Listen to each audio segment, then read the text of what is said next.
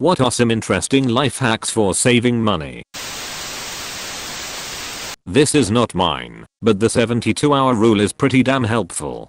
Basically, the gist of it is, if you want something that is not a necessity, instead of buying it immediately, add it to a list. In my case I use a spreadsheet, but whatever works. Then wait 72 hours. If after 72 hours, you still want it, then you can buy it. It seems that 80-90% of the time, after the 72 hours is up, I don't end up buying the item I thought I wanted. The reason I like doing it with a spreadsheet is, I can then at the end of the year, easily add it up, and see how much money I didn't impulsively spend. Try buying reusable objects in place of single-use ones. It's better for your wallet and environment. Steel water bottles, reusable K-cups, dish towels instead of paper towels, etc. Over time the costs of little things really add up.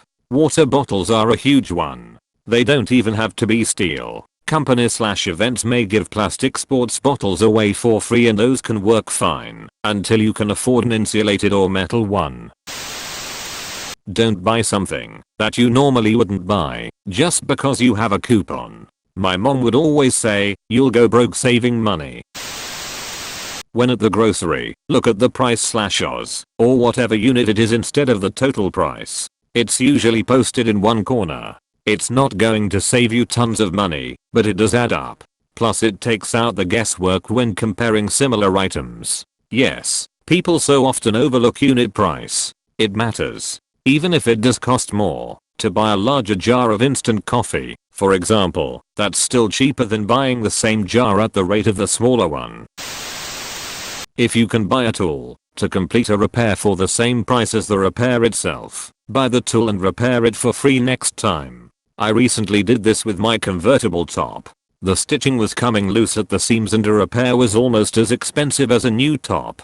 I did some research instead and bought a sewing awl, and I finished it in a couple of afternoons. I spent about $30 total for a $1,000 project, and now have a tool that I can use for stitching any sort of thick fabrics. I don't anticipate using it much, but even just one more time and I'll be satisfied. You should already be satisfied. You paid yourself $970 for your time and you gained a skill. I try to cost things as portions of better, or more fulfilling things that is. A coffee is 1/10 of a new game. 10 meals out is a weekend away, etc. I've also heard to relate it to your hourly rate. So if you make $15 an hour, you ask yourself if the Starbucks is really worth 20 minutes of your time. I've found as my hourly rate goes up, that's much less effective though. Only drinking water is a solid one. Soda at restaurants or other drinks add up a lot. That and if you drink coffee, brew it at home instead of buying it. Drink tea, use reusable infuser. Same amount of tea lasts a lot longer. You can, and should, use the same tea leaves for multiple cups of tea, as well. The flavor profile will change slightly with each subsequent cup, and sometimes the second/third cup is actually a lot better. Learn how to log into your online banking system and review your statement regularly. You'll see how quickly money flows out for coffee, snacks, and unnecessary purchase. Also set a budget and stick to it. Adding on to this, I set up something called Roundup automatically online through my bank, whereby every purchase I make with my main account is rounded up to the nearest dollar. Then that difference is deposited into my savings account. It's worth checking to see if your bank does this as well, as I'll end up saving an extra $20 or $30 a month without noticing. Not much of a hack, but cook your meals at home. I'm the laziest asshole on earth, and as a result, I was spending like $20 per day on food just to avoid cooking. You don't realize how it adds up. Even if you just bring your lunch to work every day, it makes a huge difference. I'm still a lazy asshole, but now I just cook a big batch of very basic simple recipes throughout the week and eat them over a few days. Sunday meal prep is great if you're lazy or just always too tired to be bothered with cooking after work. I'm the latter a lot of the time. Even if you just make something like a big batch of chili you can eat 2 to 3 nights, it makes it less daunting. Get yourself a library card. It's not just books, but also movies, workshops, education, software, computer time, music. I've probably saved thousands on all sorts of crap. If it weren't for the library, I probably wouldn't have been introduced to awesome books like American Gods, The Way of Kings, All Systems Down, or The Road. Having fun isn't hard when you've got a library card.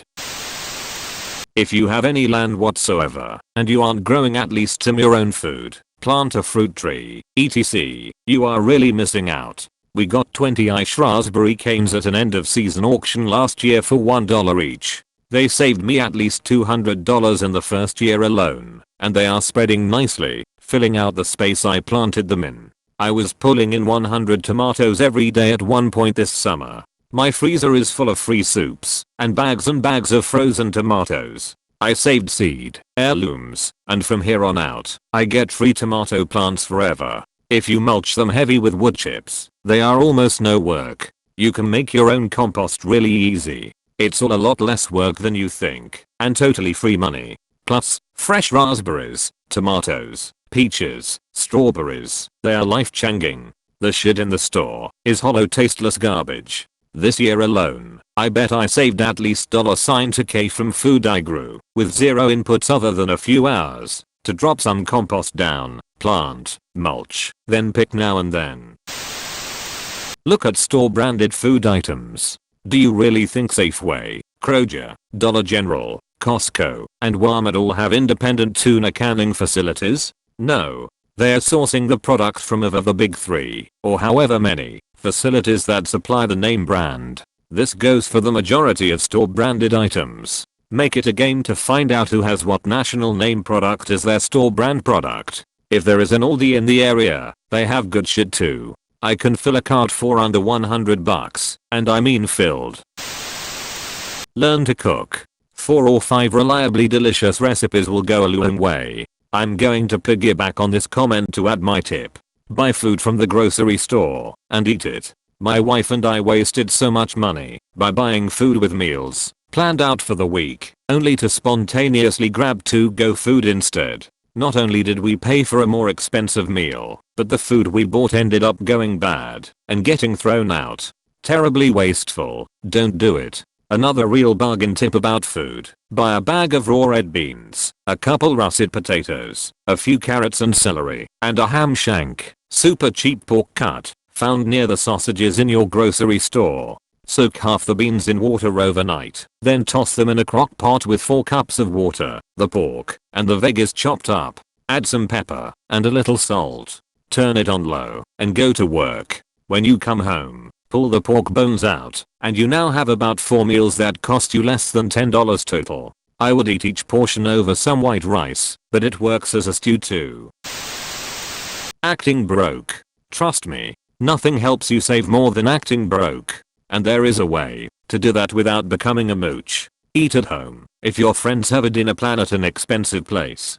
Pregame if you're going clubbing. And if anyone asks you why aren't you eating / drinking / coming for that vacation, just say you're broke. I learned this the hard way. Because I remember becoming a recluse and slowly stopped socializing. Just because my friends always had these extravagant and expensive plans, and I realized it really started weighing down on me. But eventually I learned that there was no shame in wanting to save money / being broke, and definitely none in saying so. Honestly, this is great advice. Encouraging your friends to do low-cost alternatives is a win-win. My friends and I have been having pizza making parties instead of going out to eat together. Each of us brings some toppings, and we end up paying like $1 each to enjoy a meal together.